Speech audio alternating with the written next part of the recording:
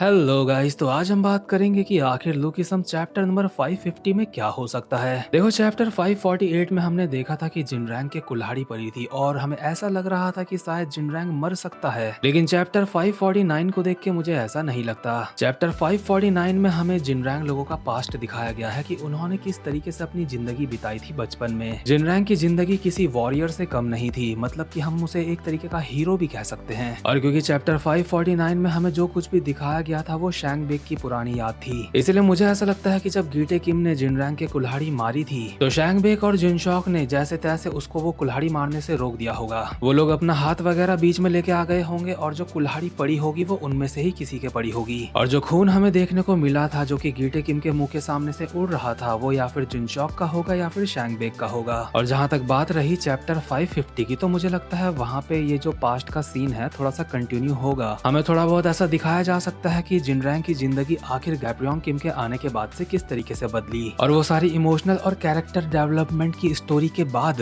शैंग bake और जिनशॉक खड़े हो सकते हैं गीटे किम के सामने उसको मारने के लिए, उससे फाइट करने के लिए, क्योंकि वो अपने बड़े भाई को कुछ नहीं होने देंगे। लेकिन ये बात मुझे भी अच्छी तरीके से पता है और आपको भी अच्छी तरीके से पता है कि शैंग बेक और जिनशॉक की गीटे किम के सामने कोई औकात नहीं है। इसलिए गीटे किम शैंग बेक और जिनशॉक को भी बहुत ज्यादा मारेगा और एंड में उन्हें जान से बस मारने ही वाला होगा। लेकिन जब वो उन दोनों को जान से मारने वाला होगा तो बीच में किसी की एंट्री होगी। यहाँ पे चांस है दो लोगों के जो कि जिनशॉक और शैंग बेक की जान बचा सकते हैं। पहला बंदा है जून गो किम, क्योंकि जेम्स ली ने उन लोगों को कहा है कि जिनरैंग को तुम्हें मेरे पास पकड़ के लेके आना है, लेकिन गीटे किम वहाँ पे किसी को पकड़ नहीं रहा बल्कि पकड़ पकड़ के सबको निपटाने की कोशिश कर रहा है। इसलिए ऐसा हो सकता है कि जून गो किम बीच में आ जाए और बोले कि बस भाई बस कर, इनको मारना नहीं है, इनको लेके जाना है। वैसे जून गो किम तो बीच में आ सकता है, लेकिन मुझे नहीं लगता कि जून गो किम बीच में आएगा। मुझे ज्यादा चांस लगते हैं मेरी पिछली प्रिडिक्शन के, यानी कि जो मैंने आपको कहा था कि इस बैटल फील्ड में एक मॉन्स्टर आने वाला है, एक ऐसा मॉन्स्टर जो कि गीटे किम के सामने आ गया तो कसम से मजा ही आ जाएगा।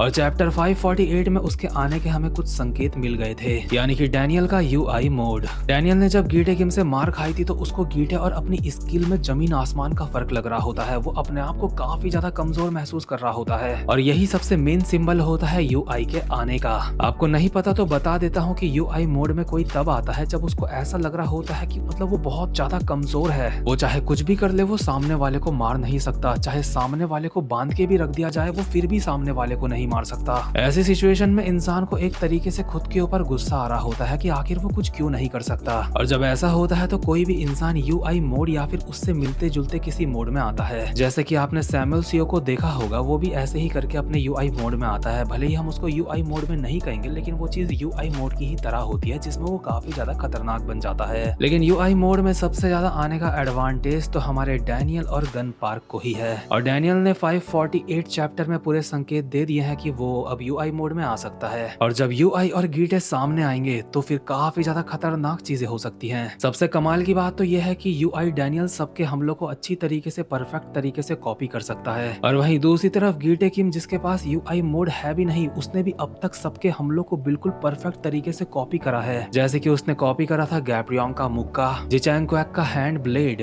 मतलब ज्यादातर उसने अपने सामने वाले बंदे को उसी हमले से हराया है जो उसके ऊपर किया गया था। और ऐसे मॉन्स्टर और यूआई मॉन्स्टर की फाइट देखने में सच में काफी ज्यादा मजा आएगा। लेकिन ये फाइट तभी होगी जब मेरी ये वाली प्रिडिक्शन सच होगी, और अगर ये वाली प्रिडिक्शन सच हो गई तो वो वाली प्रिडिक्शन भी सच हो जाएगी कि डैनियल बैग में यहाँ पे अपनी छोटी बॉडी को लेके आ रखा है। मतलब एक के पीछे एक प्रिडिक्शन सच होती जाएगी। भले अभी पूरी तरीके से कुछ नहीं कहा जा सकता कि क्या होगा, लेकिन मुझे तो ऐसा लगता है कि मेरी प्रिडिक्शन कम से कम 80-90% तो सच हो ही जाएगी। और हाँ, ये सारी की सारी सिर्फ मेरी प्रिडिक्शन है। अगर ये सच नहीं होती और या फिर किसी को ये चीजें पसंद नहीं आती तो मतलब ऐसा मत कहना कि भाई तुमने ऐसा क्यों कहा, मैं बस प्रिडिक्शन कर रहा हूँ, क्योंकि जो मैं कह रहा हूँ मुझे तो लगता है वो होगा। और जो लोग मुझे बाद में आके चिढ़ाने वाले हैं ये बोल के कि तेरी प्रिडिक्शन सच नहीं हुई, उन लोगों से मैं कहना चाहता हूँ कि आप लोग भी अपनी प्रिडिक्शन करो, क्योंकि अगर आप लोग की प्रिडिक्शन गलत हुई तो अपने आप ही आपके कमेंट्स प्यार भरे बन जाएंगे। तो खैर गाइस, अगर आपको ये वाली प्रिडिक्शन में थोड़ा भी दम लगा हो तो वीडियो को लाइक और चैनल को सब्सक्राइब जरूर से कर लेना। मैं जानता हूँ ये वीडियो छोटी है, लेकिन इस वीडियो में और कुछ कहने को बचा नहीं। अब बस बचा है तो ये देखना कि आगे क्या होने वाला है लुकिसम में। और अगर मेरी प्रिडिक्शन सही हो जाती है तो मुझे लुकिसम गॉड मान लेना।